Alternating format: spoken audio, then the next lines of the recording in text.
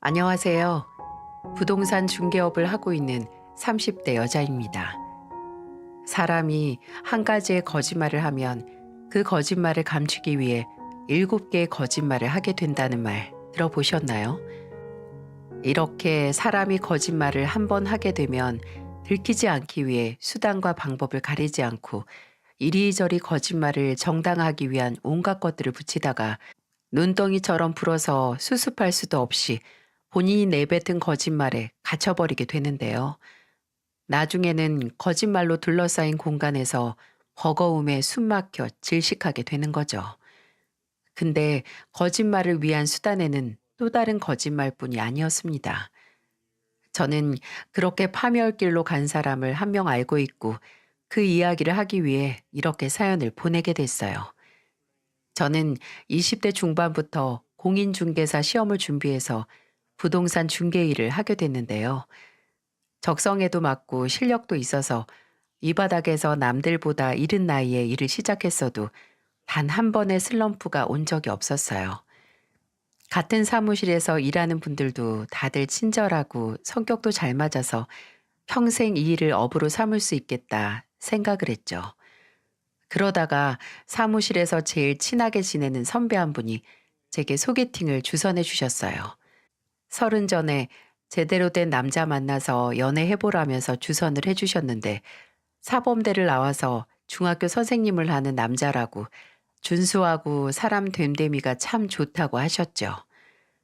저는 제가 결혼을 할 상대는 뭔가 조금 더 특별한 방법으로 운명처럼 만날 줄 알았는데 직장 동료가 주선한 가벼운 소개팅에서 제 남편 될 사람을 만나고 말았네요.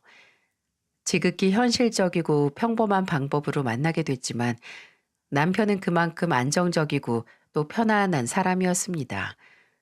대화를 하다 보면 아이들에게 진심으로 좋은 어른이고 싶어 하는 마음이 눈에 다 보였거든요.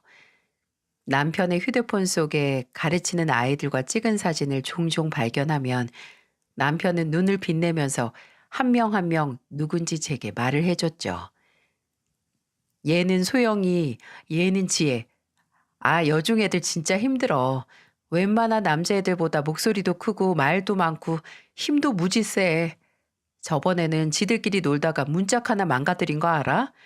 여중생이 소녀라는 거 다 미디어가 만들어낸 거짓말이야. 내 동생은 그나마 학생 때 좀 조용해서 몰랐는데 이 학교 와서 처음 알았어. 민혁 씨 앞에서나 조용했던 거지. 학교에서는 아마 비슷했을걸. 오빠랑 노는 게 뭐가 재밌다고.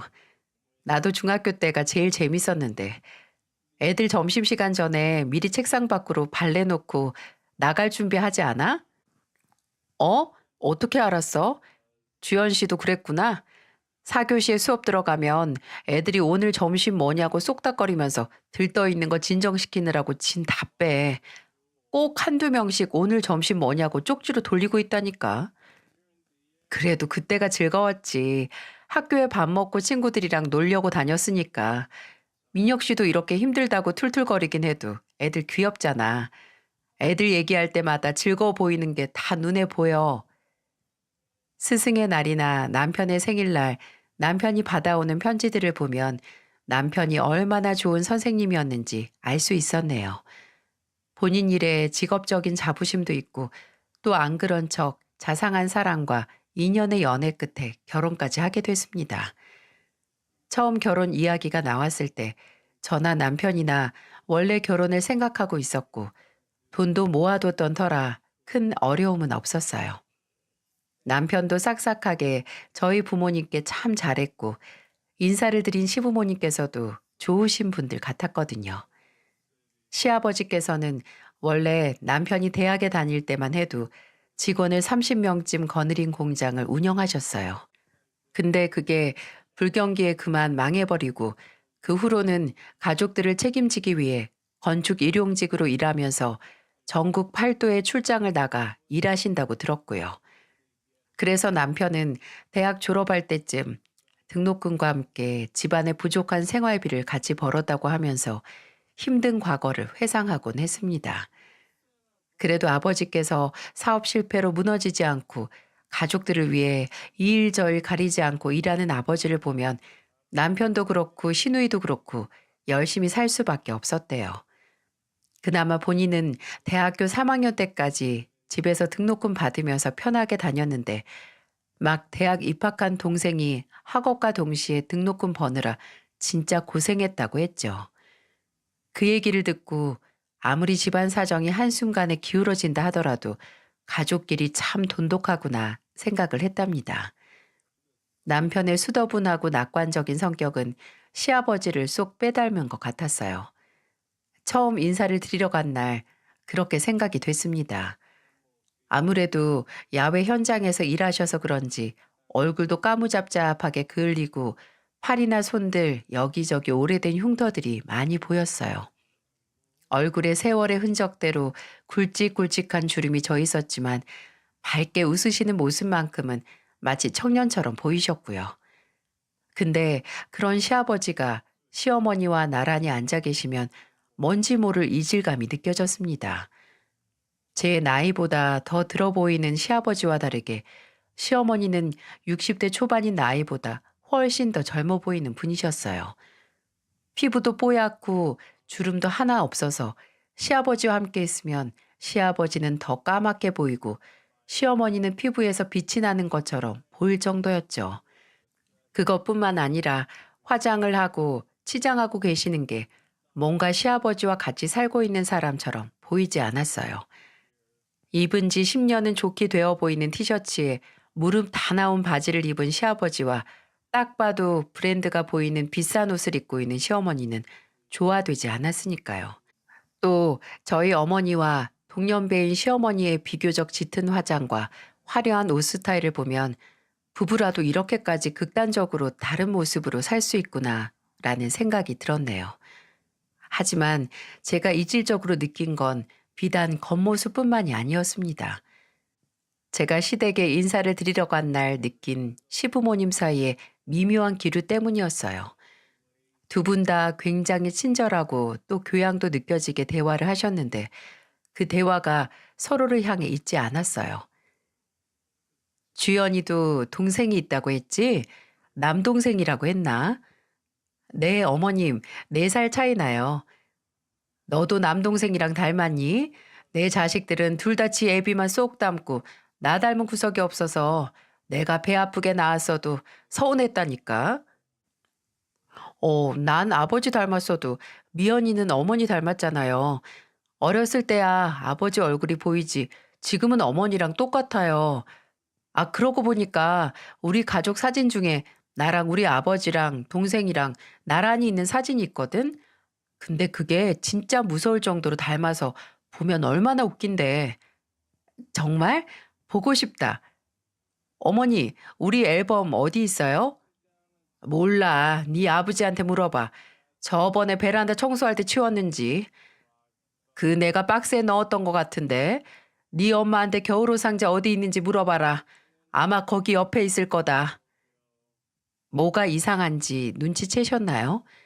시부모님은 서로 직접적으로 대화를 나누지 않고 계속해서 네 아버지, 네 어머니한테 물어봐라 하면서 일체 대화를 하지 않으셨어요. 한 공간에 바로 옆에 앉아 있긴 했는데 나누는 말은 없었죠. 나중에 제가 집에 오면서 남편에게 오늘 두 분이 싸우신 거냐고 물으니까 남편은 어? 아니, 우리 부모님 원래 별 대화 안 하셔. 보통 아닌가? 합니다. 확실히 그런 분위기가 남편의 집에서는 보통이었는지 저희 부모님을 뵀을 때 두 분이 그냥 평소처럼 투닥거리는 걸 보고 주연 씨 부모님 사이 진짜 좋으시다. 화기애애한 게 되게 보기 좋네. 라고 했었어요. 사이가 안 좋은 게 아니라 정말 원래 그런 건지 상견례 때도 딱히 문제될 건 없었습니다. 시부모님께서 서로 말을 안 하셨을 뿐 저희 어머니나 아버지하고는 웃으면서 말을 잘하셨거든요. 사부인 젓갈 가게 한다고 하셨죠? 저도 참 젓갈을 좋아하는데 토란이랑 명란이랑 오징어랑 한 개만 있어도 그걸로 삼시세끼 다 먹잖아요. 어머, 그럼 주연이 통해서 집 주소 좀 보내주세요. 제가 맛있는 걸로다가 보내드릴게요. 아유, 그럼 제가 젓갈값도 톡톡하게 보내드려야죠. 사부인 잘 부탁드릴게요. 맛있는 걸로 보내주세요. 특히 비슷한 나이대여서 그런지 어머니와 시어머니가 분위기 좋게 대화를 많이 하셨어요. 나중에 저희 어머니께서 보내신 젓갈을 받은 시어머니께서도 잘 먹었다면서 인사로 복숭아와 샤인머스켓을 보내셨죠. 저와 남편은 결혼 후 남편이 일하는 학교에서 멀지 않은 곳에 신혼집을 얻었어요. 조금 무리하긴 했지만 나중에 태어날 아이와 함께 살기 위해 넉넉하게 방 3개짜리 아파트를 매매했죠. 저도 남편도 마땅히 부모님의 도움을 받지 않은 터라 대출도 꽤 당겨 썼습니다. 어차피 서로 가족의 경제적 상황을 알고 있었으니 결혼 전부터 어느 정도 대출 받을 거라는 게 조율이 끝났었거든요. 근데 조금 신경이 쓰이는 게 있었어요. 남편에게 들었던 것과 달리 시댁에, 아니 정확하게는 시어머니의 씀씀이가 너무 큰 느낌이었거든요. 원래 사람마다 경제 사정에 대한 기준이 다르잖아요. 월 200 벌면 혼자 먹고 살게 된다는 사람이 있고, 혼자 살아도 월 300 이상은 벌어야 살만하다 하는 사람이 있는 것처럼요. 근데 아무리 생각을 해도 시어머니께서는 남편이 제게 설명한 시댁의 경제 상황보다 더 큰 소비를 하면서 사는 것 같았어요. 시어머니께서는 운전을 하고 다니셨는데 국산차였지만 그 외 회장님 차 아시죠? 그 고급 승용차를 몰고 다니셨어요. 제가 처음에 시어머니의 차를 보고 남편에게 어머니 멋지다. 아버님께서 뽑아주신 건가? 라고 했었거든요. 시어머니는 계속 가정주부로 계셨으니까요. 근데 남편이 그건 또 아니래요. 산 게 아니고 리스인데 시어머니께서 모은 돈으로 몰고 다니는 차 같다고 하더군요. 애초에 집안 식구들끼리 돈 얘기를 크게 하지 않는 것 같은 느낌이라서 남편도 그냥 그런가 보다 크게 궁금해하지 않는 것 같았죠. 시어머니께서는 들고 다니는 가방이나 신고 다니는 신발도 웬만한 고가의 브랜드 제품이라서 잘 어울리신다, 언제 사셨냐 하면 갯돈 타서 샀다, 아니면 선물 받았다 라고 대답하시더라고요. 근데 시아버지의 수입도 제가 다 알고 있고 남편도 시누이도 따로 시어머니께 고정적인 용돈을 안 드리는 걸로 알고 있었거든요. 시댁에 갈 때마다 소파가 새로 바뀌어 있을 때도 있고 대형 TV가 생긴 것도 봤습니다. 그럴 때마다 시어머니는 하자 있는 상품을 원가보다 훨씬 싸게 잘 샀다고 하고 넘기시더라고요. 근데 까놓고 그 돈 다 어디서 나셨냐라고 물어볼 수도 없고 결혼 후 시어머니 씀씀이의 비밀은 늘 제 머릿속을 맴도는 궁금증이었어요.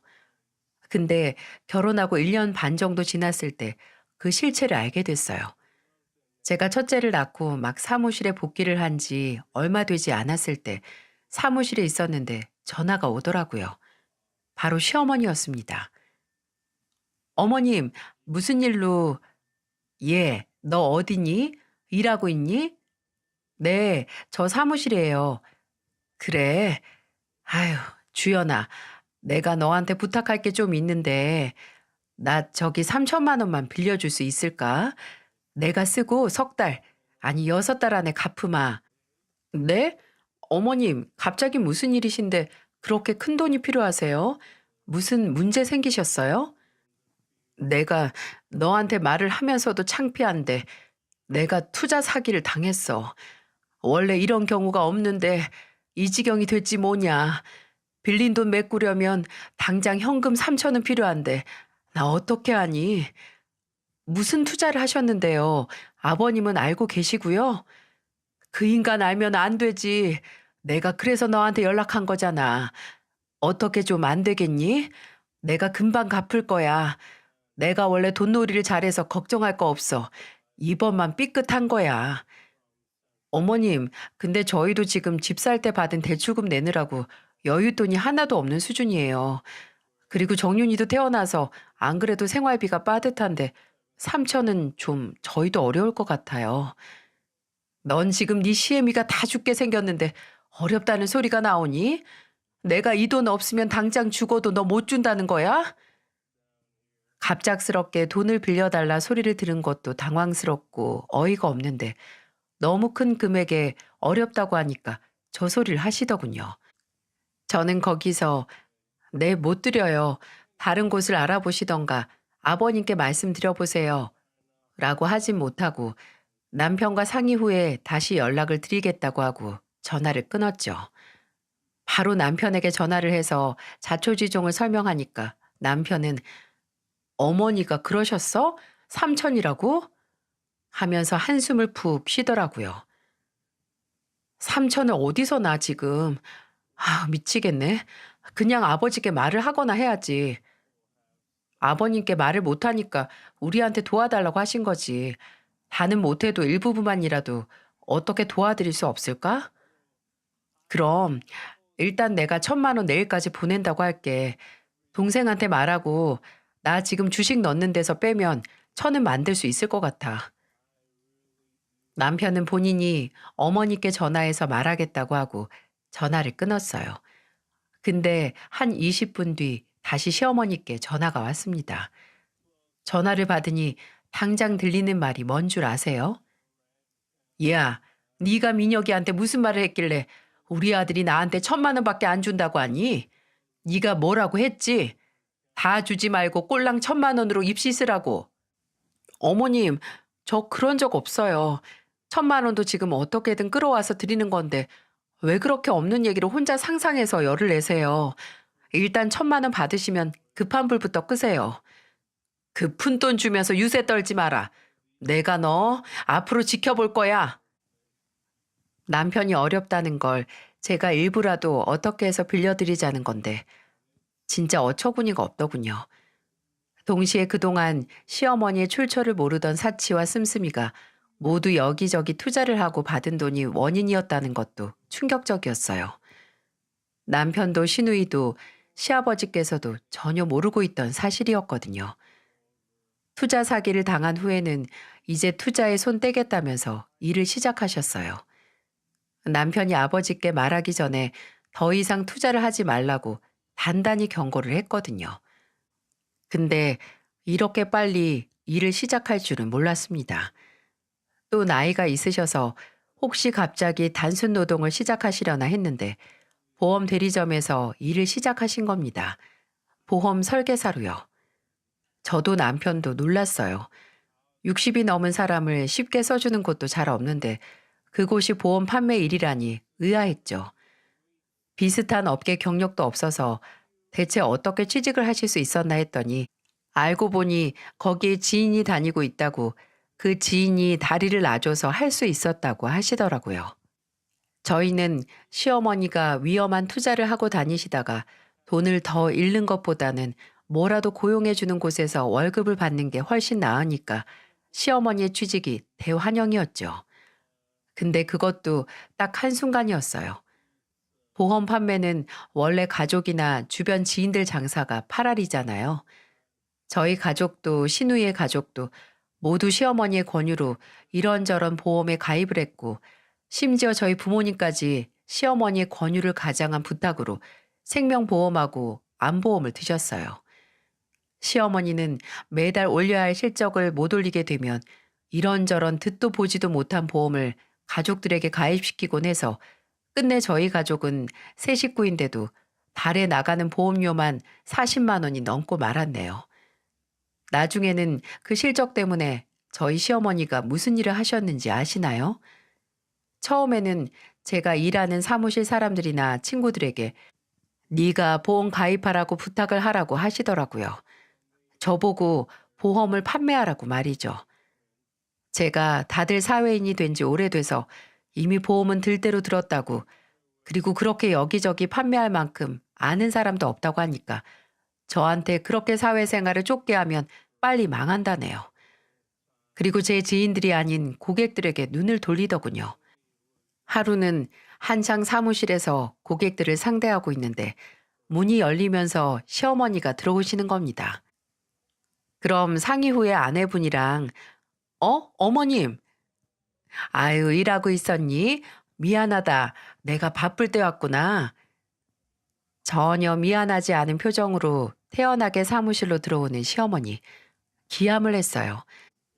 다행히 고객하고 이야기가 끝나갈 참이라서 급하게 저는 고객에게 인사를 하고 배웅을 하기 위해 일어났습니다.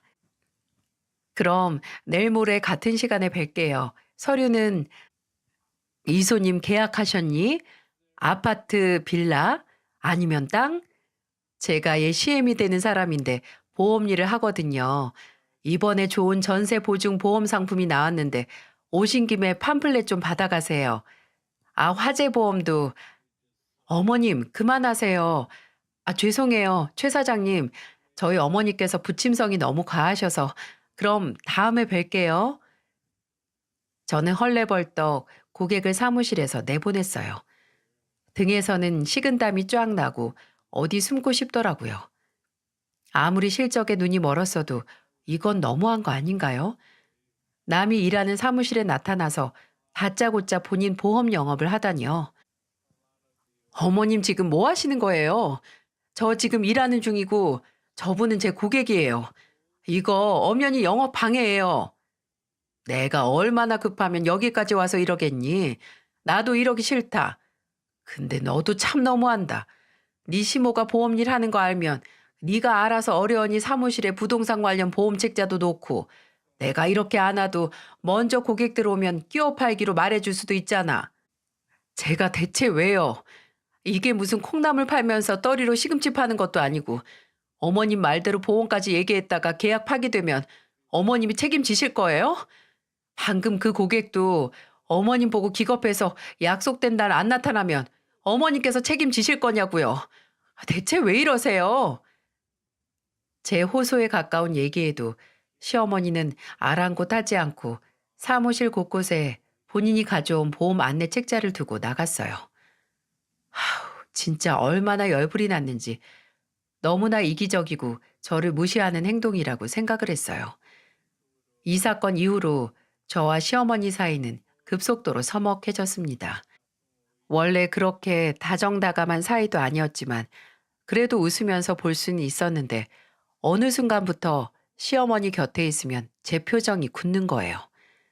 그래도 종종 시댁에 가서 식사를 하면 항상 식탁 위에 올라오는 저희 어머니 가게 젓갈을 보고 싱숭생숭했어요.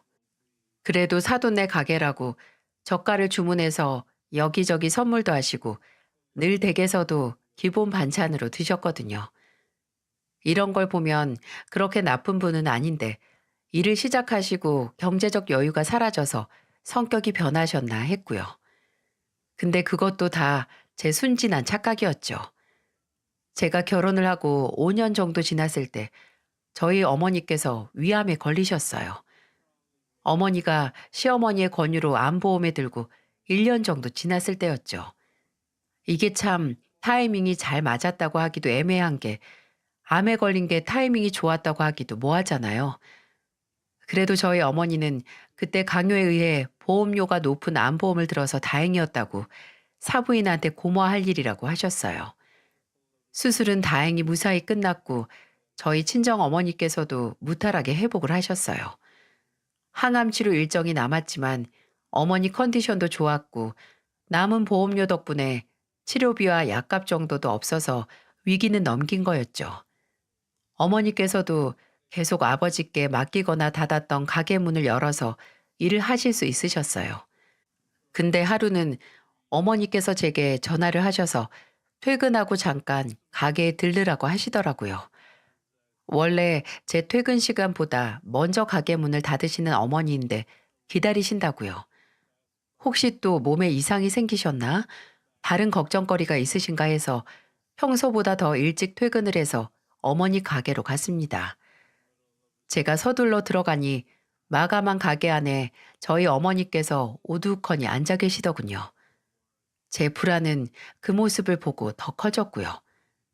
제가 발걸음을 재촉해서 들어가서 혼자 있는 어머니께 무슨 일이냐고 묻자 어머니는 근심이 가득한 얼굴로 입을 떼셨고 그 입에서 나오는 말은 정말 뭐 하나 부시고 싶을 정도로 제 분노를 유발했네요. 너나 송서방한테 말 안 했는데 사실 2달 전부터 사부인이 가게에 자주 왔었어. 어머님이요? 왜? 시댁 식탁에 우리 집 젓갈이 많이 보이긴 했는데 젓갈 사러 오신 거예요? 아니, 그건 그냥 온 김에 사간 거고, 그냥 처음에는 근처 왔다가 들렀다고 이런 얘기 저런 얘기 하고 가고, 몸 괜찮냐고 하면서 뭐 하나씩 쥐어주고 가는 거야. 과일이나 주전부리 같은 거. 근데 왜 나한테 말을 안 했어요? 사부인이 말하지 말라고 해서 안 했지. 요새 너랑 사이도 서먹했다며. 본인이 실수한 것 같다고 미안하다고 괜히 여기 들락날락 하는 것도 네가 신경 쓸 것 같으니까 하지 말라고 해서. 그래서 오면 사는 얘기하고 좀 친해졌었지. 뭐야? 두 분 친구 된 거예요? 근데 왜 그렇게 기운이 없어요? 엄마도 처음에는 친구 된 줄 알았다. 아휴, 근데 참 이걸 어떻게 해야 하니? 저번 주에 네 시어머니가 또 와서 그냥 평소처럼 놀러 왔나 했는데 그게 아니더라고. 나한테 글쎄 3천만 원만 빌려달라고 부탁하러 온 거였어. 기함을 했네요. 또 그놈의 3천만 원. 시어머니는 저와 남편에게 부탁했던 것처럼 또 가족이라는 이름으로 돈을 빌리기 위해 저희 어머니에게 접근을 한 거예요. 내가 암 판정받고 보험료 받은 것도 따지고 보면 다 지덕 아니냐고. 제발 부탁이니까 빌려달라고 사정사정을 하는 거야. 뭐 예전에 투자 사기 당해서 빚을 좀 줬다며. 그 빚쟁이들이 집까지 찾아올 판이라고 울면서 말하더라. 엄마, 그래서 빌려줬어요, 그 돈? 어머니가 대답을 하지 않으셔도 알 수 있었어요. 저희 어머니의 보험 담당자인 시어머니는 저희 어머니가 암보험금을 지급받았다는 것과 금액이 얼마인지 수술비를 제외해서 남은 금액이 얼마인지 다 알고 있었어요. 제가 보기에는 딱 계획적으로 돈을 노리고 어머니에게 접근한 건데 어머니는 시어머니가 가족들이 알면 진짜 나 죽는다고 울며 불며 부탁을 하니까 판단력이 흐려지셨나 봐요.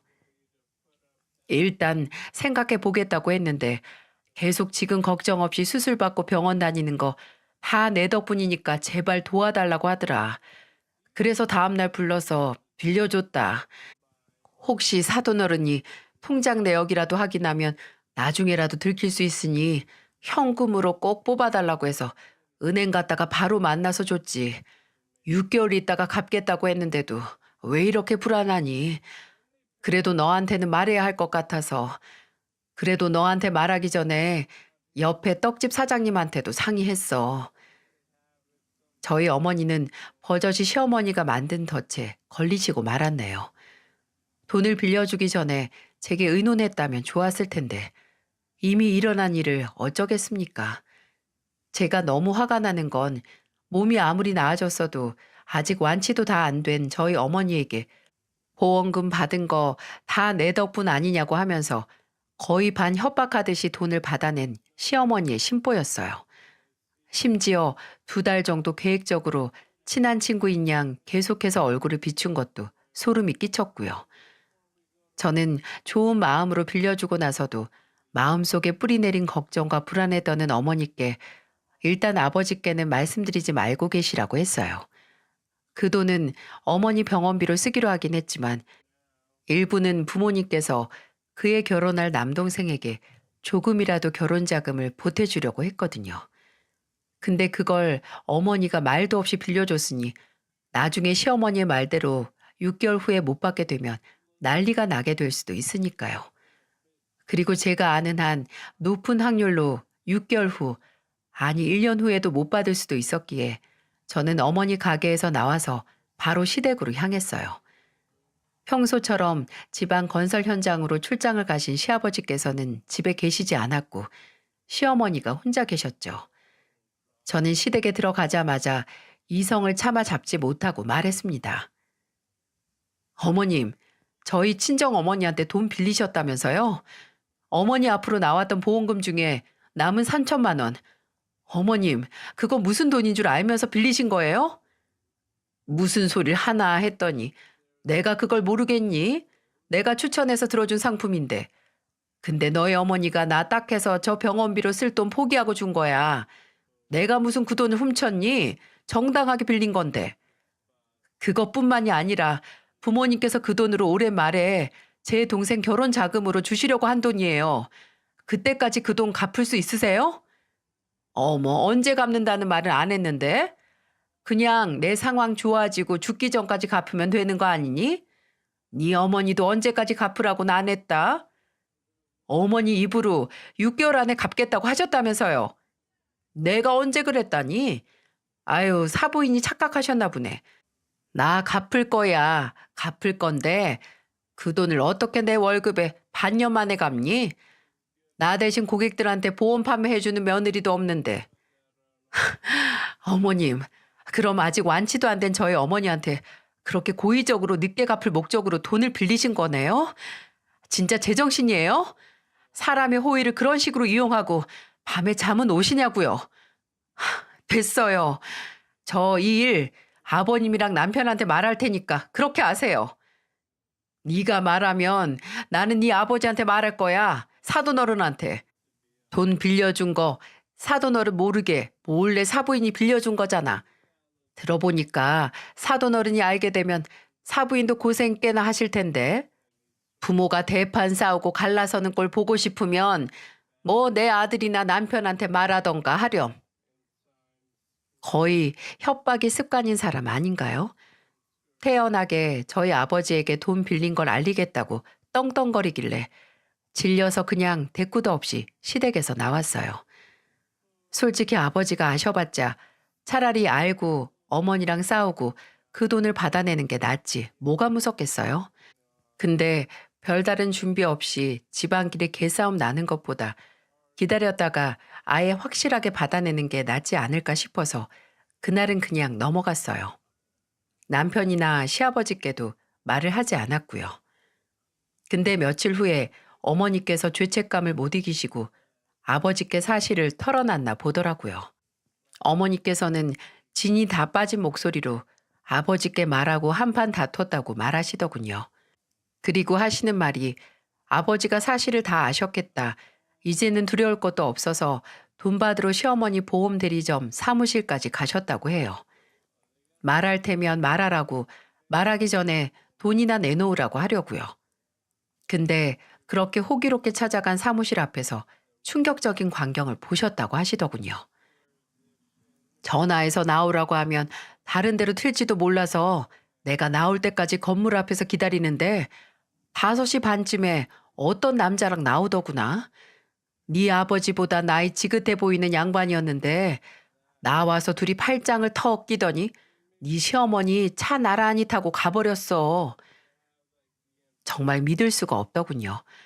저는 저희 어머니의 소중한 돈을 받기 위해 머리를 굴렸습니다.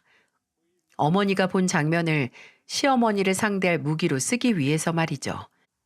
사무실에는 연차를 써서 하루 쉬면서 시어머니 뒤를 밟았어요. 솔직히 밟았다라는 말도 민망한 게 그냥 시어머니가 일하는 건물 앞에서 차를 주차해서 감시한 게 다였지만은요. 혹시 제 차를 알아보기라도 할까 같이 일하는 사무실 사람 차를 빌려서 갔습니다. 그렇게 잠복을 하다 점심시간에도 같은 건물에서 나오는 시어머니와 의문의 남성을 발견했어요. 아주 다정하게 밥을 먹으러 가더군요. 시어머니가 그 남자와 함께 있을 때 누가 봐도 마음이 있는 사람처럼 대화 중간중간마다 팔뚝을 쓰다듬고 식사 중 입가에 묻은 소스를 닦아주는 모습을 보면서 시어머니가 바람을 피우고 있다는 걸 바로 알 수 있었죠. 식당 유리창 너머로 시어머니가 그 의문의 남자 허벅지 위로 손을 올리는 소름 끼치는 현장도 목격을 했고요. 저는 시어머니와 그 남자가 보험 대리점 사무실이 있는 건물에서 함께 나와서 같은 곳에서 일하는 사람이라고 생각을 했어요. 근데 그 남자의 정체를 알게 됐을 때 모든 퍼즐이 들어맞는 충격을 받았네요. 한 번은 시어머니 없이 그 남자 혼자 건물 밖으로 나와 담배를 피더라고요. 저는 모르는 척 주변 사무실에서 산책 나온 사람처럼 그 남자 가까이 다가갔어요. 무슨 첩보 영화 찍는 것도 아닌데 심장이 입 밖으로 튀어나올 뻔했습니다. 그 남자가 저를 알아볼 일도 없는데 말이죠. 그 남자가 들어간 후 바로 앞에 있던 건물 관리소로 들어가서 관리인 한 분께 물어봤어요. 혹시 저분 어느 사무실에서 일하는 분이냐고요. 제가 방금 저분 라이터를 주었는데 가져다 드려야겠다고 하면서 말이죠. 당연히 라이터는 줍지도 않았죠. 다행히 관리인은 별다른 의심 없이 4층 땡땡 보험 대리점에서 일하는 사람이라고, 그 회사 대표라고 설명까지 해주시더군요. 시어머니는 회사 상사와 불륜을 저지르고 있었던 겁니다. 애초에 회사에 꽂아준 사람이 그 남자였던 거죠. 어떻게 시어머니께서 그 나이에 경력도 없고 시험 한 번으로 보험 설계사 일을 시작했나 했는데 다 뒷배가 있었던 겁니다. 저는 다음 날 다시 시어머니를 찾아갔어요. 불륜 현장 사진이 가득 찍힌 휴대폰을 들고 말이죠. 제가 퇴근 후에 다시 시댁에 가자 시어머니는 질린다는 표정으로 처음에는 문도 안 열어주시려고 했어요. 근데 제가 지금 제 말 안 들으면 분명 후회할 거라고 하니까 못 이기는 척 저를 집 안으로 들여보내주셨죠. 왜 또 왔니? 내가 네 엄마 돈 빌렸지. 네 돈 빌렸어? 저희 어머니 돈을 딸인 제가 받게 해드려야죠. 어머니 요즘 바쁘시겠어요? 실적에 쫓기면서 일하시고 아버님은 항상 현장에 있어서 집안일도 혼자 하시고 또 직장에서 상간남이랑 연애하느라. 뭐? 너 지금 뭘 알고나 하는 소리야? 아무리 돈이 무서워도 시애미한테 못하는 말이 없구나. 무슨 헛소리를 하는 거야? 어머니, 지금 다니는 보험사 대표란 아저씨랑 연애 중이시잖아요. 증거도 다 있으니까 괜히 힘 빠지게 모른 척 하지 마세요. 저는 휴대폰을 켜서 제가 찍은 사진을 시어머니께 들이밀었어요. 시어머니는 떨리는 눈으로 사진을 훑어보더니 바로 저를 노려보면서 날카로운 목소리로 말하셨어요. 그래서 뭐, 너 지금 이걸로 나 협박하겠다 이거니? 협박이라니, 제가 어머님도 아닌데요. 일종의 경고죠. 어머니께서 앞으로 약속된 6개월 내로 저희 어머니한테 빌린 돈 3천만 원 안 갚으면 저 이거 들고 아버님한테 갈 거예요. 나 6개월 안에 돈 갚겠다는 말 안 했다니까? 증거 있어? 다 네 엄마가 착각한 거라고. 끝까지 거짓말만 하시네요. 아니면 거짓말을 하도 많이 하고 다녀서 이제 본인 입으로 뱉은 거짓말이 진짜라고 착각하시는 거예요?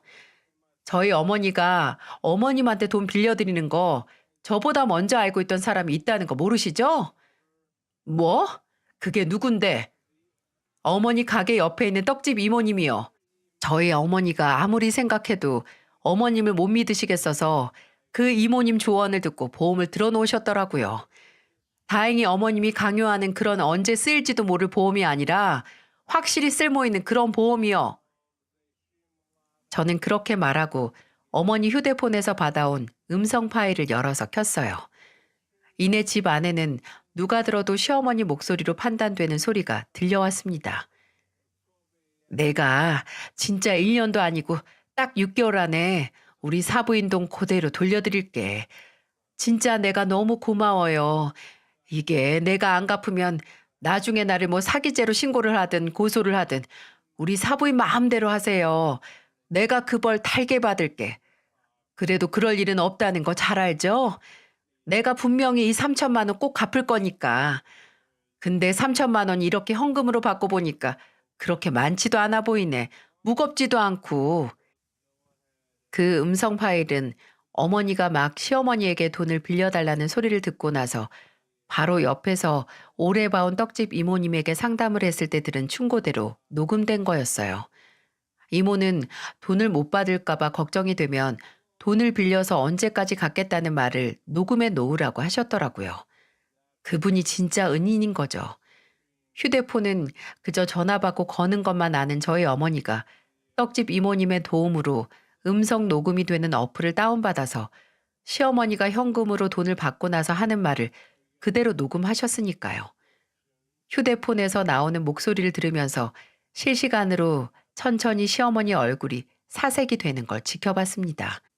시어머니는 질린 입술을 파르르 떨고 초조한 것처럼 앞니로 씹더니 이내 갑자기 돌변해서 제가 든 휴대폰으로 달려들었어요.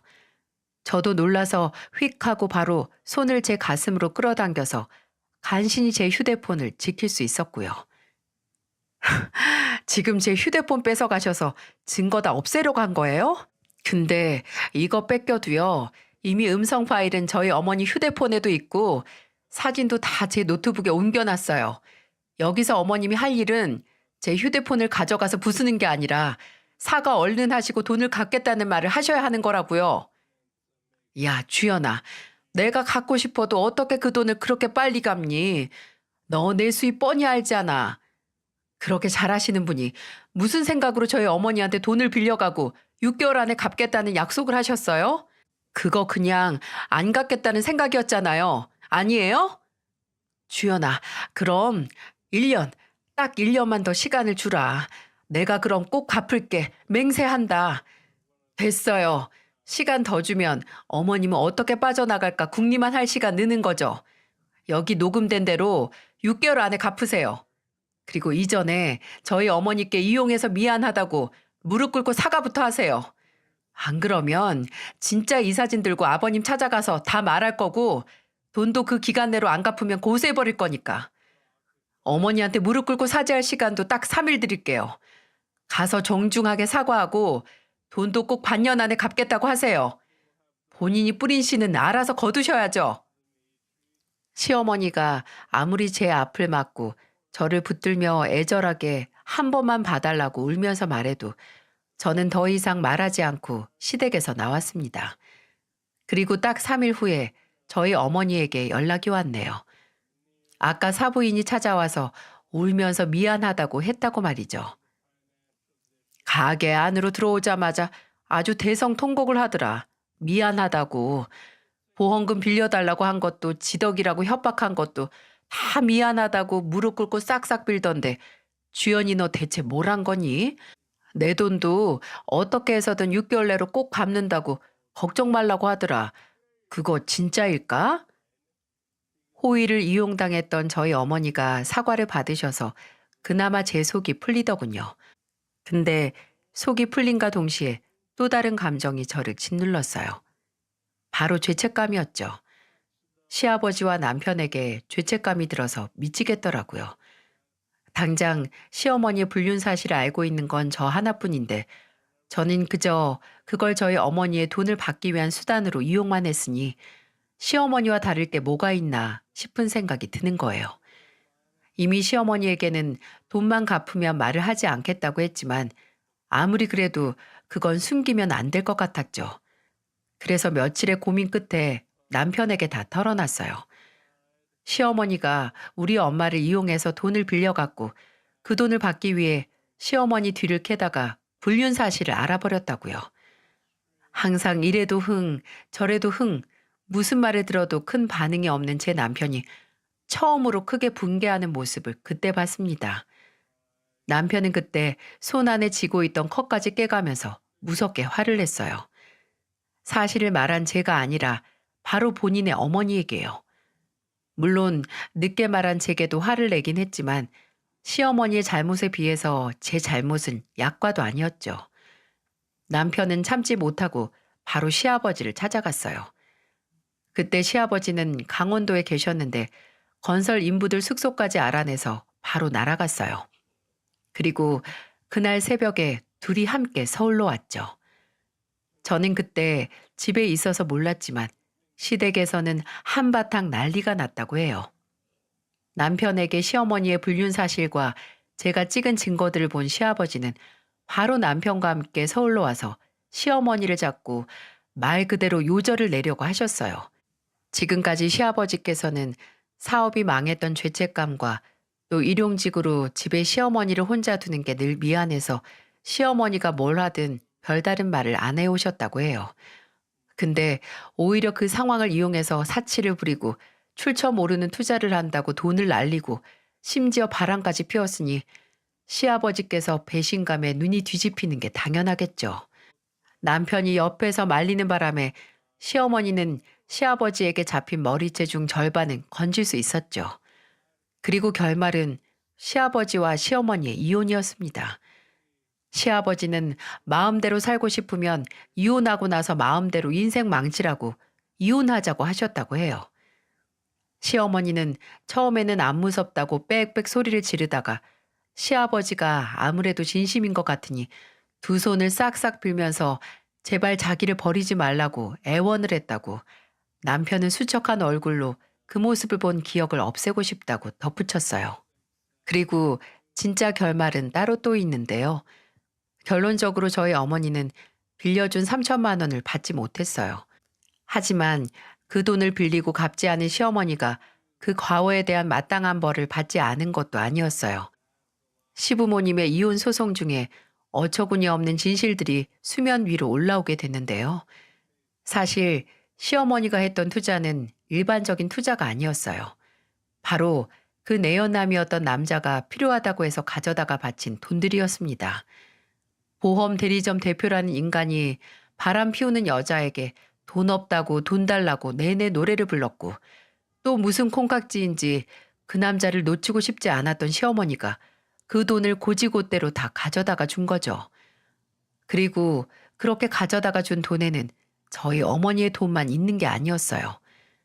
본인 보험 실적을 위해 주변 사람을 총동원한 것처럼 돈도 여기저기서 빌려서 그 남자에게 몽땅 가져다 줬죠.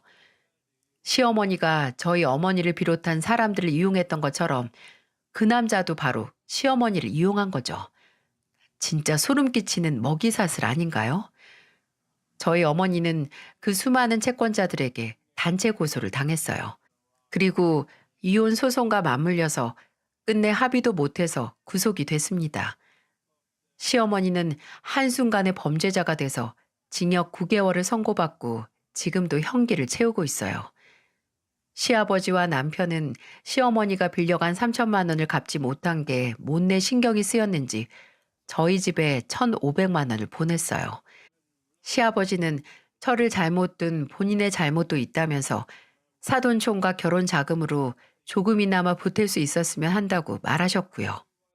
평생 성실하게 살아온 시아버지께 이런 일은 너무 가혹하고 삶이 너무 잔인하다는 생각이 들었어요.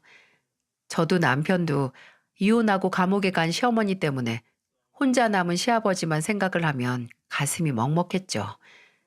저도 남편도 혼자가 된 시아버지께 조금이나마 더 신경을 쓰려고 노력하고 있고요. 남편은 지금도 종종 술을 마시면 어떻게 나를 낳아준 사람이 그런 짓을 할 수가 있냐고 푸념을 털어놓곤 합니다. 왜 먼저 만행을 알지 못했을까 본인을 탓하기도 하고요. 그 얘기를 들을 때마다 저는 그저 옆에서 어깨를 토닥거려 주면서 당신은 당신 어머니와 전혀 다른 사람이고 이제 어머니에 대한 기억은 천천히 잊어가자고 했죠. 남편이 그 상처에서 치유될 수 있게 제가 옆에서 힘이 되어주려고요. 마치 시어머니가 본인의 욕심과 비틀린 욕망을 위해 거짓말들로 견고히 쌓아올린 성이 무너지는 현장을 목격한 것 같네요. 하지만 거짓말로 쌓은 성의 벽이 얼마나 단단하겠어요. 구멍이 숭숭 나서 언제 무너져도 이상할 것 하나 없겠죠. 시어머니는 그렇게 무너진 성 잔재에 깔려서 쓸쓸한 결말을 맞이하게 된 겁니다. 아마 나중에 형기를 다 채우고 사회로 나와도 비슷하게 살지 않을까 해요. 듣기로는 그 불륜남이 하던 보험 대리점도 무슨 소송에 휘말려서 문을 닫을 것 같더라고요. 시어머니가 나와도 이제 정말 돌아갈 곳이 없어진 거죠. 그저 나중에라도 본인의 죄를 반성하고 남은 인생을 살길 바랍니다. 남편도 저도 시어머니가 감옥에서 나와도 만날 생각이 없고 그저 인간의 도리로서 훗날 장례식에나 찾아가지 않을까 싶네요. 저희 가족은 한 사람으로 인한 상처를 씻고 진실된 삶을 묵묵히 살아가겠습니다. 모두들 행복하세요.